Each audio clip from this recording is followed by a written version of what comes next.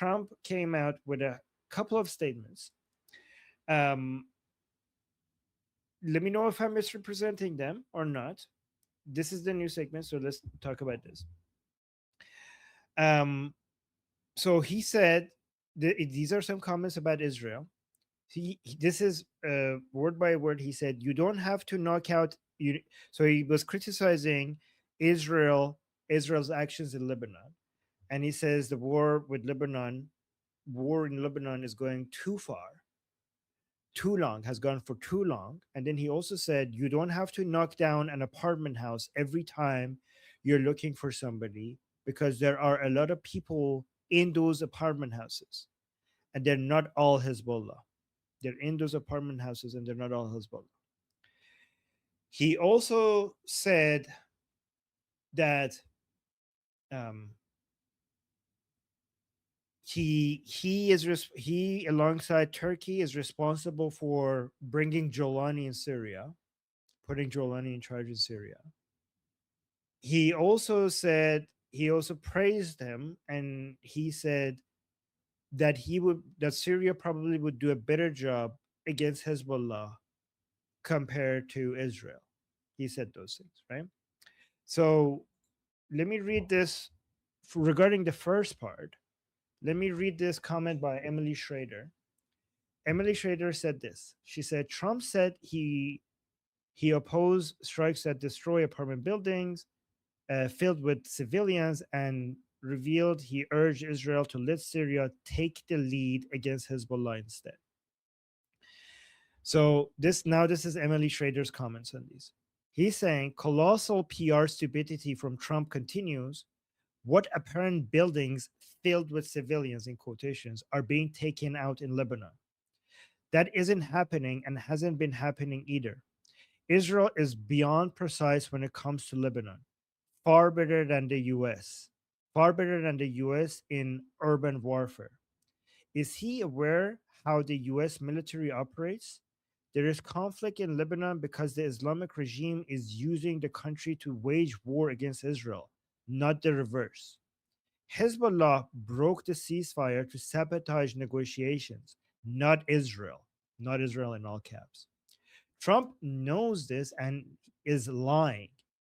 What a dumb comment. He's made a complete and total mockery of himself. Also, I love that his solution to civilian casualties, in quotations, is that a literal terrorist fight Hezbollah instead. Yalla, Trump, go for it. Have Jolani disarm Hezbollah and get ready for a scale of civilian casualties beyond your wildest dreams. So that is Emily Schrader. Do we have twos in the chat because on this? Okay, let's see what you guys have to say. Skip. Yes, I believe the context is being lost in the subtext. Everybody's really offended. Oh my God, they said Israel mean. They didn't remember where he says, oh, Israel mean? Okay, Israel very mean. Let me send an ISIS decapitator to deal with you. You will beg for Israel when I'm done with you. You want to cry about Israel? You want to cry about Israel? I'm going to send a guy that's going to put you in cages and burn you alive, enslave your women and sell them. You want to talk shit about Israel? Keep talking that shit. Let's see if the world media is going to report on what happens to Hezbollah when Syria gets their hands on it. Oh, I bet when Syria gets their hands on Hezbollah, the world media isn't going to say anything. I bet the world media suddenly silence about the abuse that Hezbollah is suffering under Israel. Oh, you think Israel? Oh, you know what? I'm going to agree with you. I'm going to agree with you. Israel is so bad. So bad. I'm going to save you from the suffering, the oppression you have under Israel. Let me send in the ISIS decapitator, because we can just save Israel the money, save them the lives of their soldiers, and I can have my friends over here not even have to deal with it. They don't even have to take the political backlash. Let me take the political backlash. I'll send in a fucking ISIS decapitator to deal with Hezbollah. That's what I'm going to do. Oh, we're going to have a lot of fun. It's like getting stopped to get a ticket at Camp Crystal Lake, and you say, I want to dispute the ticket. And he says, okay, you want to deal with the sheriff or Jason Voorhees? Because you're kind of arguing here. I see you arguing. You don't like who's dealing with you. Well, maybe I sent this guy with the machete to go deal with you. Because you're so opposed to Israel. Israel is so mean. Oh my God, Israel is so mean. I'm going to agree with you. Yeah, Israel is very mean. Let's look at the context. I'm sending in an ISIS decapitator, Hezbollah. They're not going to knock on the roof so you can get out. They're going to burn it from the ground up so you can't leave. That's what they're going to do to you. So keep talking that shit and see who I send after you. I'm sick of Israel being so soft on these people. That's the problem. Israel is too humane, they're too kind, they're too nice. I want the ISIS decapitator to deal with the October 7 decapitator. I want them to get a taste of their own medicine. Call me cruel. I don't care. Call me cruel. Let them get a dose of their own medicine. And the news all over the world, they're not going to say shit. They're not going to say nothing. No one's going to report on what Jolani's going to do to Hezbollah. It won't be on the news. It won't be on CNN. Nobody's going to cry about it. They're just going to suddenly forget that Hezbollah exists. That's what's going to happen. I tell you, he says this in a week. They're going to be saying, no. Maybe we could talk to the IDF. Maybe the IDF is better than the ISIS decapitator Jolani. But they get so caught in the subtext that they forget the context. Is your microphone the same microphone as before? Can you double check? Wait, let me see something here. Is it better now?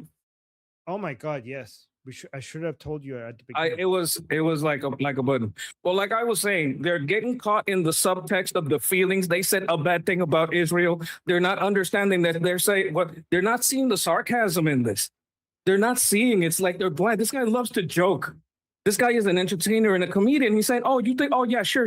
Israel bad. Israel very bad. Let me send the ISIS decapitator to deal with you. Okay. Let's see what the world media says. You said that already, but oh, you guys heard that part? Okay, that was I was like summing it up. That was it. Okay.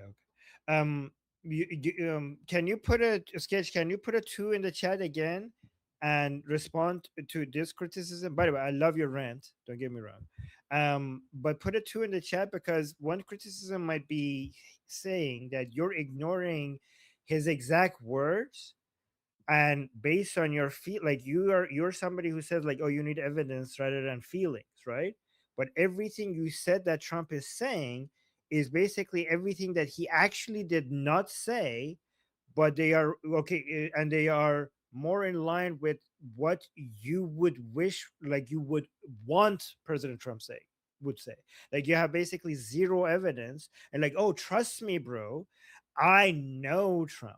I know he likes to joke around, and you're basically like, we have his literal words in front of us, which looks very anti-Israel, but we have to just trust that because your words that no, this is what he actually means, right? Like for example, to me, somebody could say like, that sounds like a Muslim that, you know, the Quran verse is saying like beat your wife. I like, no, let me tell you what it actually means. Like, trust me, bro, this is what it actually means. And basically you're using your feelings and interpreting what Trump is saying based on what you wish he would say, right? So put a 2 in the chat and let me respond to that. But let's go down the list and see what other people are saying. Okay. We have 10 other 2s. So Richard, why don't you come up?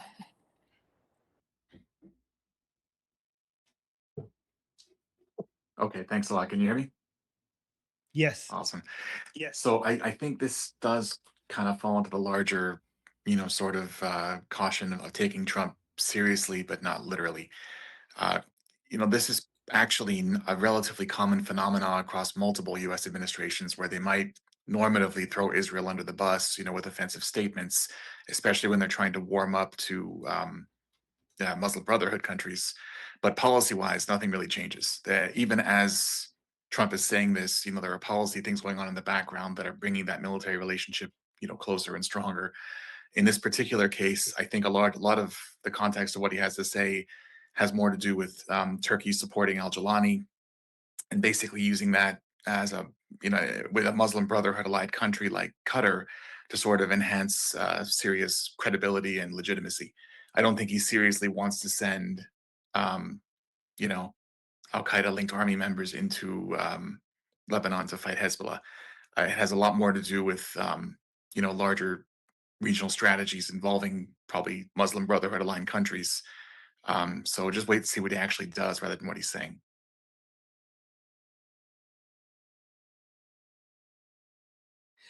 Armin, go ahead. Why don't you read yeah, the quotes? Because some people on YouTube are like, are you guys like, I just joined in. What are you guys are talking about? Let me read the quotes, the actual quotes of President Trump on this. So people know what the context is. So President Trump said this: Israel is fighting Hezbollah too long and too many people are being killed. And you don't have to knock down an apartment house every time you're looking for somebody, because there are a lot of people in those apartment houses and they are not all Hezbollah. That I can tell you. And then another quote is, I suggested to Israel to let Syria take care of Hezbollah, because to be honest with you, I think they do a better job of doing it. And he also saying so another thing regarding Jolani, or Ahmad al-Shara, the president of Syria, is saying he's very capable and he's been very good for me. He's protected everything that I've asked for, and if Israel can't do the job without killing everyone else, he'll do the job. Syria will do the job. And again, one more time, like Emily Schrader's criticism of this, I'll read this one more time for people who just joined in, saying colossal PR stupidity from Trump continues. What apparent buildings filled with civilians are being taken out taken out in Lebanon? That isn't happening and hasn't been happening either. Israel is beyond precise when it comes to Lebanon, far better than the United States in urban warfare. When and then she continued by saying, is he aware how the US military operates? Question mark. There is conflict in Lebanon because the Islamic regime is using the country to wage war against Israel, not the reverse. Hezbollah broke the ceasefire to sabotage negotiations, not Israel, in all caps. Trump knows this and is lying. What a dumb comment. He's made a complete and total mockery of himself. Also, I love in all caps that his solution to civilian casualties is that a literal terrorist fight Hezbollah instead. Yalla, Trump, go for it. Have Jolani disarm Hezbollah and get ready for a scale of civilian casualties beyond your wildest dreams. All right, sorry guys. So many people in YouTube are saying, what are you guys talking about? So I just want to read the quotes out loud and then also Emily's criticism. Okay, who's next? Okay, next we have Jose. Armin, a question for you, because I saw the video when you showed it on Goldie's channel. Who was the ones not Americans that were there he was talking to? And did you notice that the Qatar gentleman, the leader, was staring at Trump the entire time, trying to read his face? Yep, okay. Okay. I'm not necessarily agreeing with Sketch, but I think he missed that point. To me, he was talking to the Qataris. And we both know that the reported 300 billion is coming from the Gulf states, not the United States, reportedly. Okay?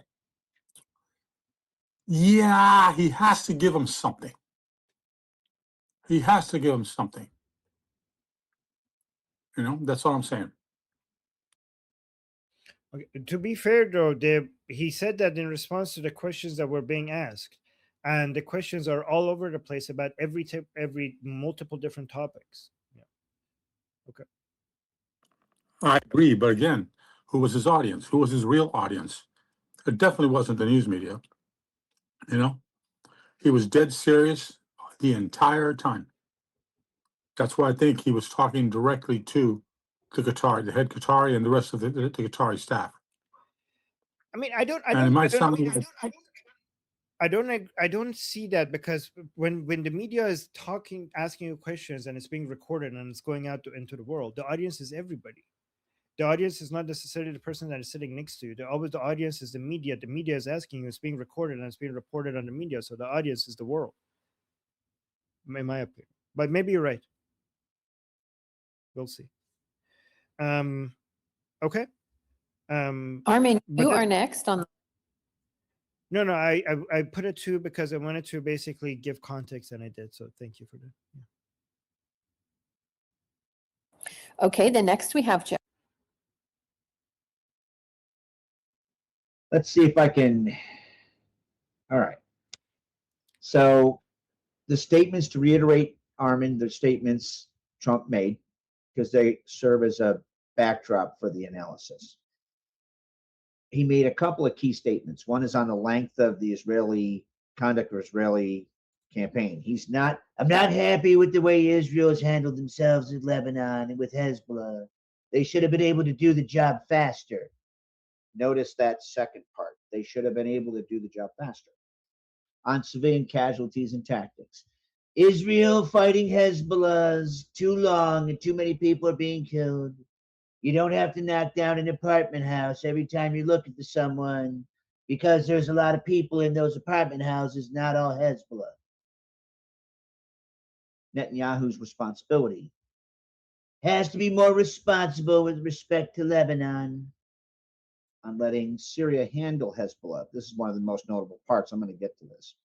I suggested to Israel to let Syria take care of Hezbollah because, to be honest with you, I think they would do a better job at doing it. And then he referred to the Syrian president, Ahmed al-Shara. He's very capable. If Israel can't do the job without killing everyone, he'll do the job, Syria will do the job. So what's kind of the subtext, like what's the summary of that? He's saying it's too slow and too costly in civilian lives. He's saying it's tactically excessive. And he should outsource the job to Syria, which is a surprising suggestion.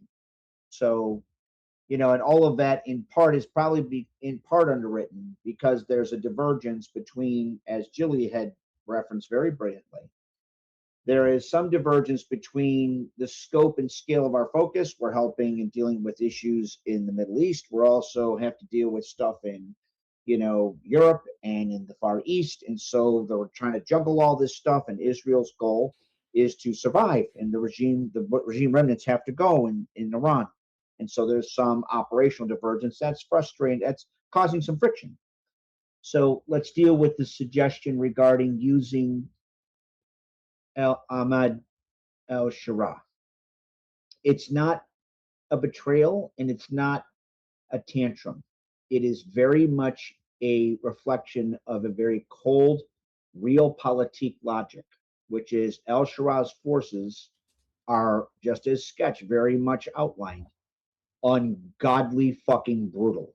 And they are less restrained by Western or international opinion. In fact, they don't give a flying hobo, dick cheese, sweet and sour kung pao chicken fuck what any skittle-haired fat cunt thinks about what they're doing at all. So they might finish the job faster with less political cost, at least in the short term, to Israel and the United States. That's true. It comes with some very serious challenges and potential downsides. I'm going to touch on 3. One is the collateral damage would likely be worse. This was mentioned by the response. Syrian forces under al-Shara have a track record of being ungodly harsh as fuck. Syrian-led campaign in Lebanon would probably involve even heavier civilian casualties than what Israel is currently being criticized for, as Sketch and others have rightly outlined. What's the rub with that? It's probably going to create a massive refugee flow, so insecurity flows into Syria, Jordan, possibly Israel. There'll be international outrage and media coverage because, left-wingers and never-Trumpers going to do that shit, autocratic bloc going to do their shit. That could damage the very U.S. regime remnants MOU that President Trump is trying to protect to allow us to pivot to other areas.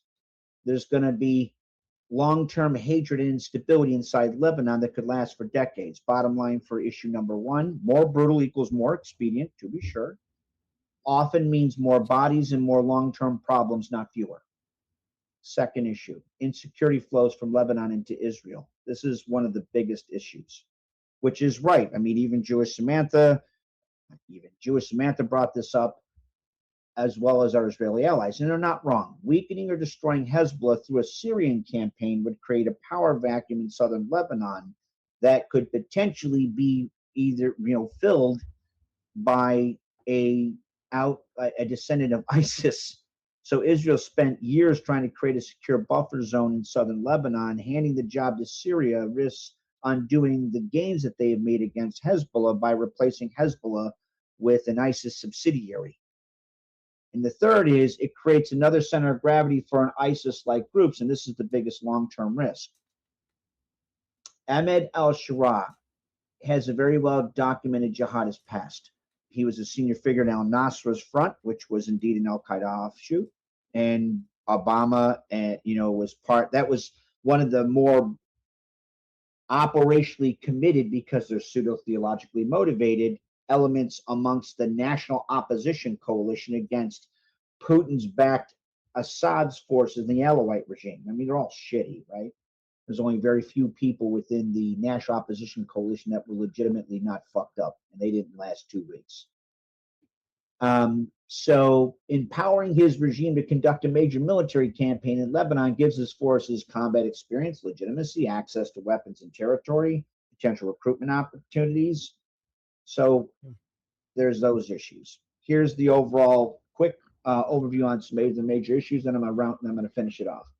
You'll have the regime reaction, which will probably be high. Mullah regime could respond with missile and drone attacks or by activating other proxies. Well, they don't have very many.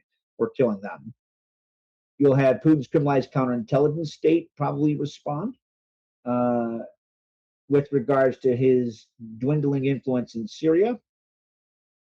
Control problem, which would be very high. Once Syrian forces are deeply embedded in Lebanon, getting them out would be very difficult. Regional blowback, so Gulf states, Jordan, the House of Saud and others would be alarmed by a strengthening jihadist Syrian regime operating in Lebanon. So now they're like, oh shit. I mean, MB is trying to take a more pragmatic approach. And you have a contradiction with U.S. policy. The U.S. spent years fighting ISIS and Al-Qaeda, and indeed President Trump. So backing, or even indirectly, a former Al-Qaeda figure to expand his power is strategically messy.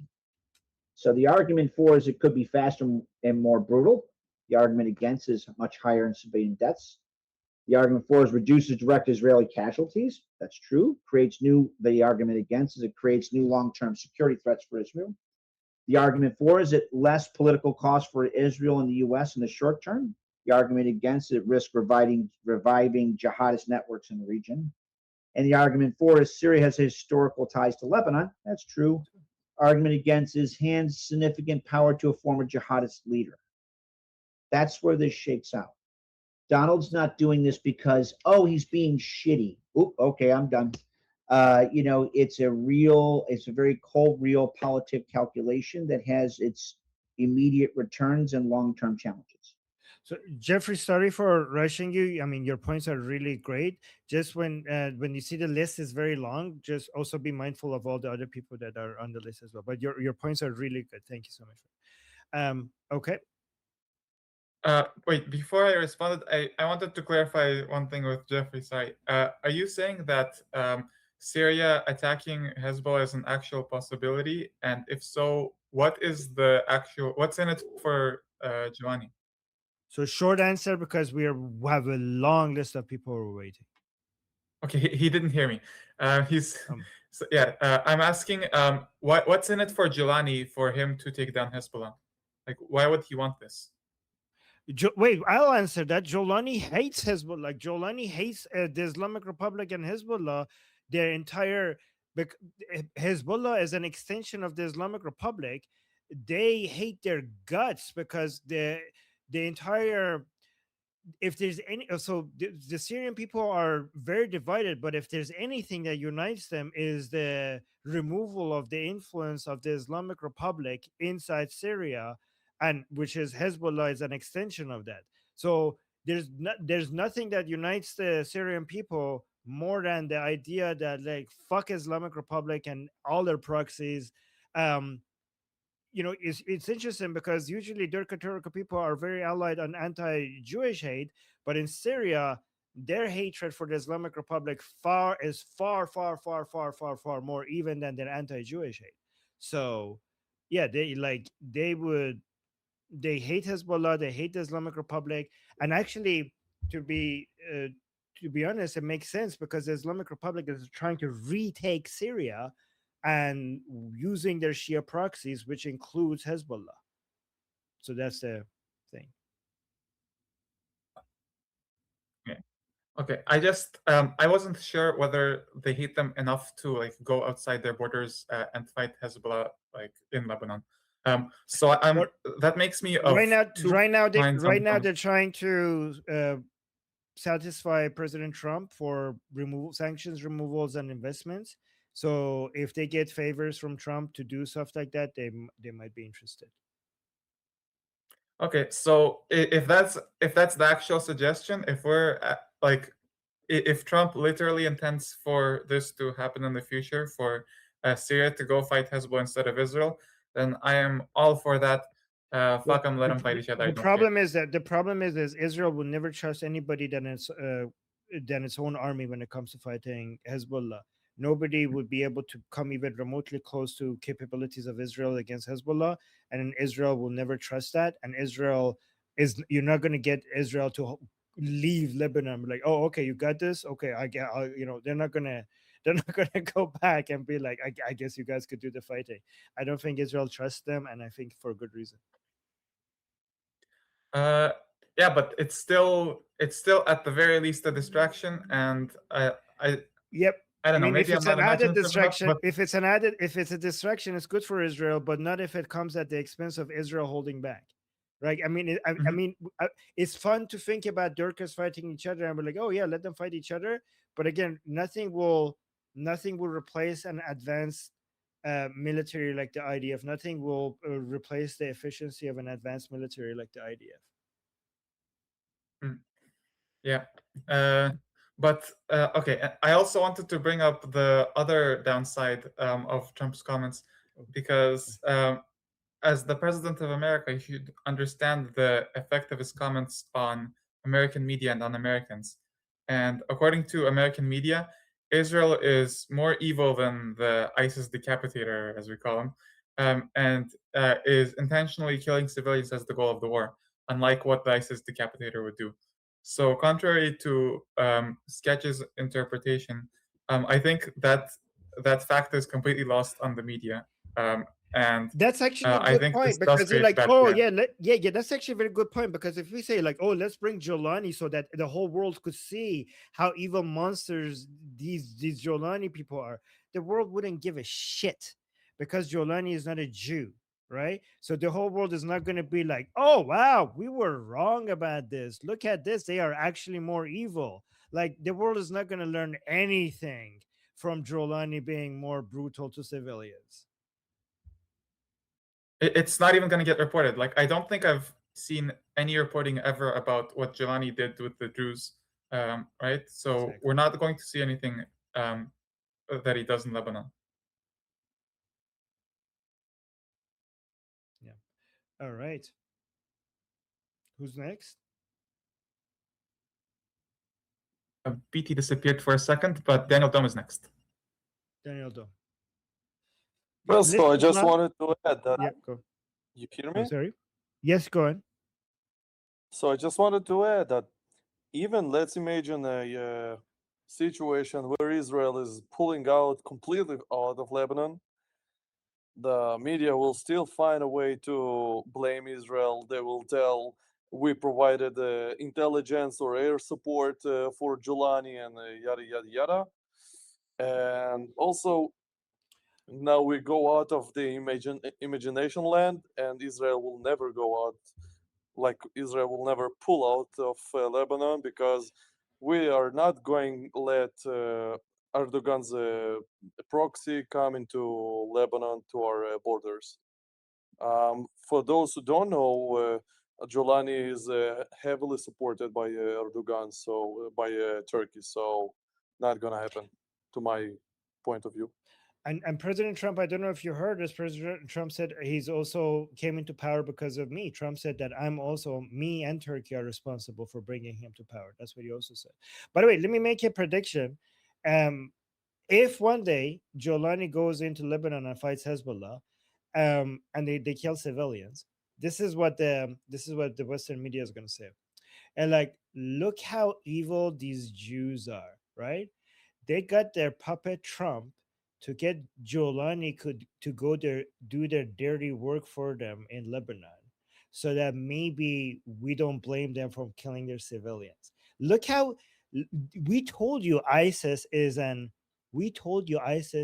Zionist conspiracy, like it's an extension of Zionism, that the Jews created ISIS to do their dirty work for them.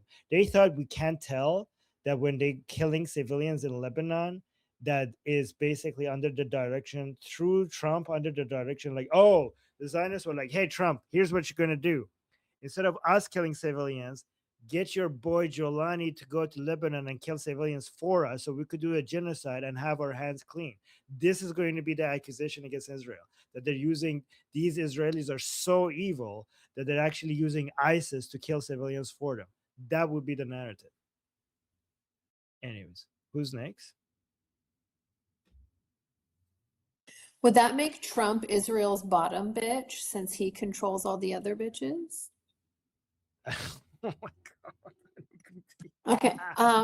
Next we have Sketch. All right. Okay. Go ahead. Is Sketch speaking? Can you hear me? Yes, go ahead. Again.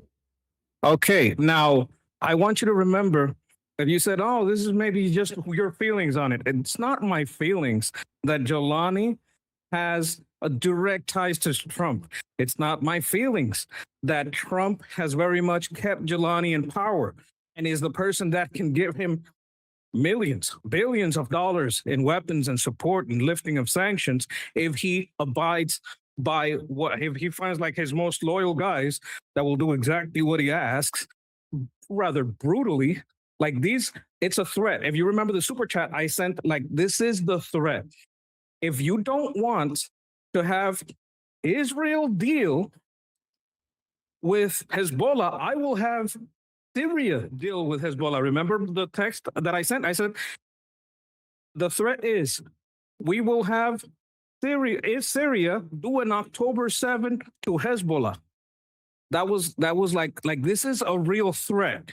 It's like, okay, so you want to, as part of the negotiations, to get Israel to not be the one dealing with Hezbollah. I got other people that I can have deal with Hezbollah. This is a threat. This is a very direct threat. It's not a fantasy that he has direct ties to Syria. It's not a fantasy. It's not just my interpretation that Trump has kept this guy in power. It's not my interpretation that he has lifted sanctions for him and kept him in the money and in the power. It's not. This isn't my imagination. Like, he has the power to do this. Would Israel agree? Probably not. But it doesn't matter for the sake of the threat, because it could be a real threat. The media is always going to say the same thing. No matter what Israel does, they're going to say the Zionists are evil and whatever, if I slip and stub my toe, oh my God, that's Israel. So we don't care what the media says. Like right now, what Trump is doing is agreeing with the media, because it's not true that Israel is leaving. Well, even if you warn the people, tell them get out, and there's nobody in the building and you destroy it, those people's homes are still gone.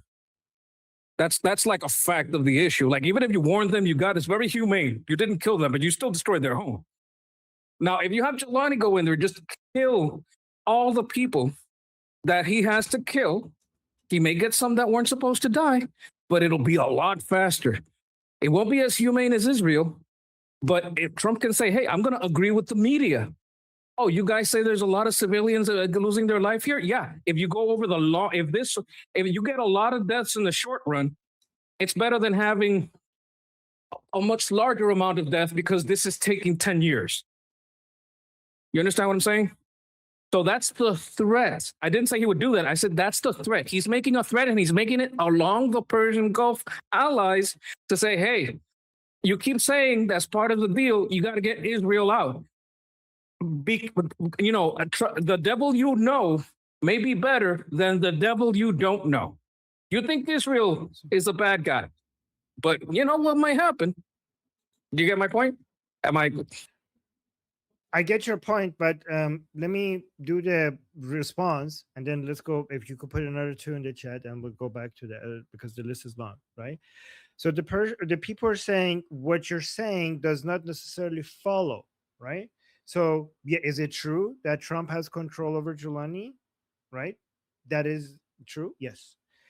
Trump, what the words that he said at face value. Okay, so that is true. Okay, Trump has control over Jolani. That's true. I agree with you.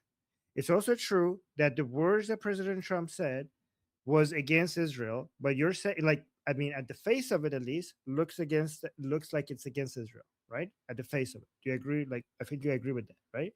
But you're saying that if we put these two statements next to these true statements next to each other, President Trump having control over Jolani, and the statement that President Trump said, which seems to be a criticism against Israel, suggesting that Israel would not be able to do as an effective job as Jolani, you're saying these two next to each other necessarily means that this was a threat.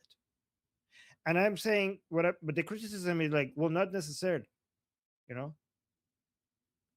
Yeah, your interpretation is saying that your interpretation is like, oh, this means like, oh, I have Jolani, that he could do this faster and it would be more effective. But what would be the point of the statement if it's not that? I didn't interrupt you a single time when you were speaking. I don't know what I have to do to not get interrupted. Sounded like a question. Okay, no, this is just okay. Let me just finish this and we'll move on. Okay, so what you think necessarily will follow is a possibility, but is not necessary. It's not a necessary conclusion, right? And it doesn't even might not even bring the possibility. Somebody the criticism would be, this is what you want President Trump to mean, and then you're loosely connecting dots. Okay, that the dots do exist. The dots are like, is this true? Yes, true. Like, this is not my feelings, these are facts. Yeah, the data points that you're providing are all facts. Every single one of them are true. But the way you're connecting them to each other and coming up with a conclusion is a conclusion that doesn't necessarily follow from the true facts that you're offering us. It seems to somebody observing is that you want something to be true, and given how pro-Trump you are, and given how you don't seem to be agreeing with most criticisms against Trump, they would say like, this is a stretch. That's what the criticism would be, right? It's based on your feelings of wanting Trump to be right all the time, or most of the time at least. Anyway. Yes, I'll reply to that. Okay, so what I'm saying, first of all, I want Trump to start bombing yesterday. I think all this dilly-dallying is stupid. Like, I'm very critical of Trump. Just because I'm trying to interpret this doesn't mean that I am for this line of talks and deals and negotiations. I want to start bombing. I wanted to start bombing last week, right? That's what I think we should do, right? This is my thought. But it is a literal fact that he literally said I could send Jolani in to deal with Lebanon. Israel does not have sovereign control of the borders of Lebanon. If he says, Jolani, go in, Israel can't do anything about it. They would have to start fighting Jolani's troops. They could do that if they wanted to, but he literally said, I have this guy that works for me. I have this guy that can go in. This is not my imagination. He literally said that. Right? This is not me jumping to a conclusion. He literally proposed as a solution to the Lebanon and Hezbollah problem to have Jolani go in. I'm not imagining this. Yeah, the reason you can put that statement there is because he said it. Like, it's not me making it up. This is not my imagination or jumping to a conclusion. You said that already, but just before, like, I think I'm maybe I didn't communicate my thing right. I'm not saying that the parts that you're saying is not my imagination. I'm obviously not saying those. I'm saying that what I was suggesting, that maybe, again, I repeat myself because I already said that. By the way, your monkey is broken. It's not animating anymore. The what I was suggesting is you're providing dots that are facts, okay? And every time I say that maybe the conclusion is based on what you want, maybe, I'm not suggesting it is necessarily, you keep saying that the facts that I'm providing are facts and they're not my imagination, and you repeat it multiple times that it's not my imagination. And I already said that yes, these are facts. It's about the way you're connecting them to each other and coming up with a conclusion. That's what I'm addressing, not about the points, the facts that you're offering. So I already made that clear. But I see, but you want to do, you have the final say, and then we'll go to the next person. I don't understand what is the part of these statements that are not connecting, because it is within one sentence. It is within one topic. They are talking about the Lebanon problem. He proposes as a solution. My guy, like, how is this not a solution to the problem? How are these things not connected? How am I imagining a connection here? I don't understand in any part. How is this my imagination that he is saying, if you don't want Israel to deal with it, I can have someone else do it? I literally don't understand how I'm imagining part this. is that you seem to be suggesting, unless I'm misunderstanding, is that none of this is meant to be against Israel. And given that almost everybody else is seeing, like most people are seeing these statements as an unfair attack on Israel, then you connecting the dots doesn't necessarily follow the conclusion that you're coming up with. Oh, about Israel. Well, the thing that makes this very much a statement that helps Israel is it forces people to compare Jolani to Bibi. That might be that. Okay, I'll tell you that. Okay, but what are we all doing here? What are all these media influence people that are talking about this doing? They are all doing exactly what I say they're doing. Everyone here, the person that you quoted, they're all doing exactly what I said they're doing. They're comparing Israel to other people, and everybody is forced, and everybody that cares and is not out here to propagandize, is forced to admit Israel is just better. They're just more humane. They're nicer, maybe too nice. Maybe they're too nice. Maybe they're too humane. You know, maybe they're the best. Rich, we need to move on, but I just think it's a stretch when President Trump says somebody else is better. Your conclusion is that this is going to make people think Israel is better, when the actual literal words coming out of President Trump's mouth is that no, Syrians are better than Israelis. Like, but okay. But no. I didn't say I'm nicer. Nicer is not better. Sometimes you need mean. Like, Israel is a Rottweiler. You can have a Rottweiler on around your kids. Jolani that guy is like a pit bull you rescued from Michael Vick. Okay, that thing is made to fight. You can't domesticate it. Yes, we have the literal words of President Trump and your interpretation. Okay, and I'm saying your interpretation doesn't necessarily follow from the literal words that we're hearing President Trump say. Okay, but we do need to go to other people. Okay, so let's go to other people. Okay, we have Yuval. Regarding the idea of letting Jolani enter, I guess, eastern Lebanon and deal with Hezbollah, a horrendous idea for several reasons. First of all, outsourcing in the Middle East normally doesn't work, at least not for the good guys. It may work for Iran. It seldom works for the good guys historically, if you look it up. Secondly, it is a recipe for a proxy war in the future with Turkey, using Jolani inlet, because once they're in, they're not going to leave. You're going to let Jolani in, they're not going to leave.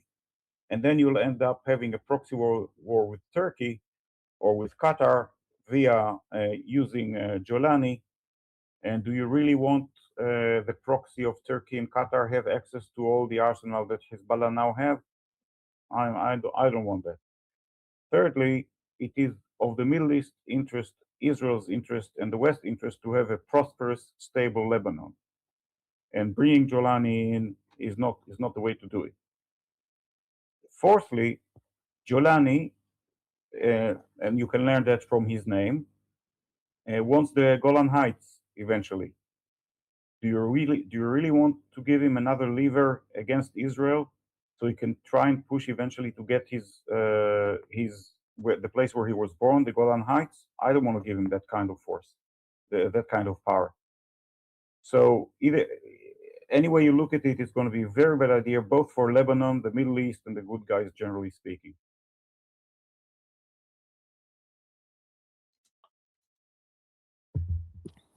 Okay, next we have Dajjal. Yeah, I think Sketch actually has actually got a point here. I mean, when I listen to what Trump's saying here, that's exactly what it sounds like to me. The thing is though, you really only have two options here to choose from. One, Sketch is completely right about this, or two, Donald Trump honestly believes that Jolani is more merciful than Bibi. He he honestly believes that Israel is more bloodthirsty than Jolani and Al Qaeda. Those are your only two options here. Take your pick. Which one is it? I mean, could he be that delusional? Sure. I mean, he just turned 80. Maybe he's going senile. Yeah.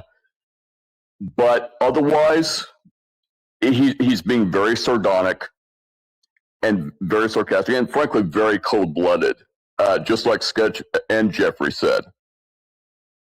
So that's it. Those are your two options. Take your pick. Simple as that. Okay, Richard, you're up.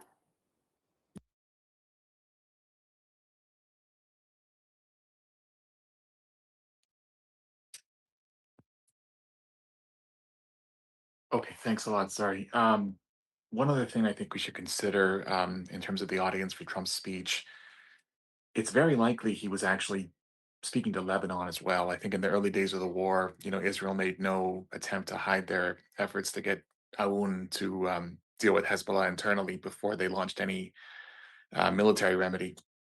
What I suspect might be going on is it in the minds of the Lebanese government. I think the 2005 Cedar Revolution is probably still pretty fresh on their minds when they had a Syrian occupation and puppet government installed. You're not going to have any stronger motivation for the Lebanese government to take action than the threat of Syria. So that might be the reason Trump decided to phrase it in that way.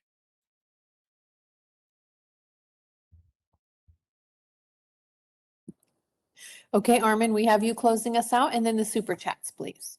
Okay, one thing I want us to consider is that we keep wondering about what Trump means, and honestly, I can't read minds. So you might be correct, you might be wrong, but what we could notice is the effect. Okay, the effect. I mean, especially in the U.S. right now, the voters, Americans, are becoming more and more Israeli. So let's say like he's basically doing a 5D chess way of helping out Israel and fighting against Hezbollah, and this is like a very genius plan, right? And he actually means what you guys are saying he means, right? At the end of the day, what like these statements out there, what do you think people think it means? Like, do you think on average, like, let's say you guys are right, but these statements out there in the public would be anti-Israeli. It would be taken as anti-Israeli, and in a most devastating way. We are accusing Israel of not caring about civilian lives. So you might be right. This is 5D chess. This is like, I mean, I don't see that, when it comes to, oh yeah, let Jolani go in and be more devastating. So people, I mean, I'm not saying that's what you guys are saying, so that people could see that, oh yeah, these people are more brutal. So either it's because either the 5D chess is people could see that Jolani is more brutal, or the other 5D chess is like it would be more efficient. Well, actually, I don't know if we want it to be more efficient. There's a reason why we support Israel and not Jolani, right? If more efficient means not caring about civilians, and then we would be Jolani supporters and not Israel supporters. There's a reason why we're fans of Israel. Is if Israel is taking all measures to reduce civilian casualties, Israel is a superior power because of its values. A lot of people don't understand that these values, people think that they are these self-imposed standards makes you weaker. These self-imposed standards make you stronger. There's a reason why the strongest countries also are the most caring of for human life. It's not an accident. It's not an accident. So in the short term, we see these countries like being limited in the military operations. So, and we think that this is a weakness. This is a bug. It's not a bug. It's a feature. It's a feature that Israel goes out of its way to not take out civilian lives, right? And so, if the 5D chess move is, oh, let's teach the world and show them that look, Jolani is worse. Well, nobody's going to give a shit because Jolani is not a Jew. So the world would either close its eyes on Jolani's crimes in Lebanon against civilians, or if they do pay attention, they're going to be like, oh, these are Jewish agents, and they're going to this was Israel's plans to kill civilians anyway. So that would be the lesson here, right? And if it's a plan to try to be more efficient in Lebanon and get this done faster, if more efficient means just going through civilians with lack of care in a way that Israel would never do, I don't consider that to be more efficient. Okay, I consider that maybe being more efficient in the short term, but basically giving up on the very values that has made United States and Israel superior countries. Also, just last one, I just want to repeat that these statements out there, the perception is that they are against Israel, and we don't need that right now for Israel. But yeah, we'll see. Maybe I'm completely okay with being wrong about all of this. You know what I mean? So, but I just wanted to put the other side of this out there as well. Okay, let me go through the super chats really quickly. We have 12 of them. Holy crap. Thank you, guys. David saying people misunderstand Trump. What he says publicly is not what he says to Bibi privately, but he has to appease the crowd he's talking to. I completely understand that, and you're right. We do have to also acknowledge that public statements have an effect. Like whatever the bigger plan is, and the bigger plan could be really genius and great, but these public statements do have impact on Israel, and the public statement, at least the impact on Israel, is not good, especially right now, especially with the current anti-Israeli political climate in the United States. This will feed into that, and also the current elections that are coming up in Israel. This will not help with that. So whatever the bigger plan is, it better have like a huge positive results, because these public statements, the negative results right now on Israel are devastating. And thank you so much, David, for the super chat. Avi with the super chat saying, I doubt there is a deal that would justify all of Trump's perks and concessions. He's kicking the can and passing it on to the next generation. Well, it's only been 3 months. So I think saying, it's too early to judge and say he's kicking the can down the road. 3 months is not enough time to say that, right? But we'll see. Thank you, Avi, for the super chat. The Real Sao is saying, I'm Lebanese and we all know Israel isn't hitting buildings filled with people. Wow, thank you for being here, Real Sao, and saying that. Appreciate that. Trump is this took a turn immediately, saying Trump is low IQ. Okay. Trump said those things because he's butthurt that Israel isn't 100% aligned with him. Also, this sketch guy is a crash out. I don't know what crash out is. Okay, but okay. Thank you for the super chat. Yeah, I mean, again, I don't know how or low IQ Trump is, but Trump has been very, very effective against the Islamic Republic. He has done more to hurt the Islamic Republic than any other person. And the real so if you're Lebanese and you're pro-Israel and you're anti-Hezbollah, which seems that you are as a Lebanese person, which I really appreciate that. Whatever criticism you have for President Trump, you have to agree that President Trump, more than any other president, has damaged your occupiers, right? Lebanon is occupied by Hezbollah, which is an extension of the Islamic Republic. Your occupiers are my occupiers. Like the same people who are occupying Lebanon are the people who are occupying Iran right now. So we share that enemy. And our shared enemy has been hurt more significantly by President Trump than any other president in America's history. So we have to give him that.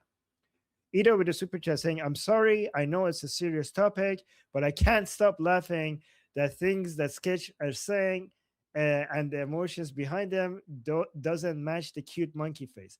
Yeah, Sketch, like, shouldn't you, like, you're like yelling and shouting, and there's this cute little monkey with like cute cheeks and smiling. Like, don't you want to like go with a more angry monkey based on what you're saying? It doesn't match it, but okay, true. Okay. So, but no, I like the monkey. Oh, did I? Yeah. Fleshy interloper with the super chat saying, still scared of school? Really? Oh, okay. Because we should name it something else. No, come join. It's not the same as the other school. It's actually fun here. Ida with the super chat saying, also dumb motherfucker. Okay, for those who don't know, it's just a private joke. Okay. Yes, it's an inside joke. And then, guys, oh my God, 6 more, almost done. Fleshy interloper saying, it's all diplomatic trade-offs. Thank you so much. Ida saying, one day or another, the Jews are going to get you. They're going to get you. They're going to get you. Oh, boy. Okay. There we go. Okay. The real Sal with a super chat saying, it took me 10 minutes today to roll out of bed this morning. I blame Israel, Mossad, and the Egyptian Air Force for this. Okay. And also the real Sal saying, I lost my hearing just now because of Sketch. He's a Israel Mossad plan, so to sit on Discord all day to attack my ears from his bathroom. Okay. And then Ida with the super chat saying, only in Armin's life can you hear your monkey is broken. I love this group. Okay. And Ligim with the super chat saying, we need divine intervention from both Hashem and Ahura Mazda. Hashem and Ahura Mazda, yes. And Yahweh. Oh, and that's the same thing. Okay, yes. And yeah, okay. I don't want to say anything offensive right now. Sketch Art Therapy saying, I prefer, what is this? Chimput? I don't know what this is. Sketch, can you read? Can you say it yourself? Chimput? I'm not crashing out. I'm chimping out. Oh, chimping out. Okay, chimping out. The censor wouldn't let me say it. Oh, okay. Ah, your monkey is working again. Fantastic. The monkey's back animating. Great fix. What do you have to say about the fact that the comment that the monkey doesn't match your attitude? The cuteness of your monkey. Okay. What's that? Okay. All right, let's go to the next person. I have one comment before we move on from this topic. Regardless of what Trump says is going to happen or anything else, my main issue is not what's on any of these agreements. It's the fact that people are allowed to tiptoe over the red line constantly. So whatever we agree to in the MOU, in the agreements, moving forward, whatever it is, we need to have very clear boundaries on if you do this, then this. And then we need to stick to that shit. It doesn't matter what's in it, because to me, you can promise the IRGC billions and billions and anything else. They're never going to stick to an agreement. But are we going to hold our end when they don't? Okay, this is very interesting that you say that, because there are some regime officials that are publicly coming out on Islamic Republic State TV, which I'm going to show in my next live stream, that they're saying, guys, don't worry, we're going to get the money and we're going to violate all the terms anyways after. Like, they're publicly saying this on Islamic Republic State TV, that this is what the plan is. And this guy who's saying this is the main advisor of Ghalibaf. And they're saying that publicly on state TV. Like, let's get the money Like, don't worry about what's in the deal or in the MOU. Let's get the money, and once we get the money, we'll go do whatever we want. They're saying that publicly on state TV, and I'm gonna play that on the next stream. Now, has anybody taken that and put it onto X and tagged Trump? Because I feel like he works well when he becomes embarrassed. And if we make him look even more foolish, if it's possible, then maybe that will get him to buck up back against them. So that might be a good plan. My name is Armin Navabi. I'm an Iranian political analyst with decades of experience fighting the Islamic regime inside and outside of Iran. Make sure you follow me for more, and also make sure you join our discussion group. I'm there almost every single day. Come talk to me there and the rest of the people there in our group calls. It's a great place to meet and talk to people who like talking about politics. The link is in the description and or in the bio. You could also get there by scanning the QR code on the screen. See you there.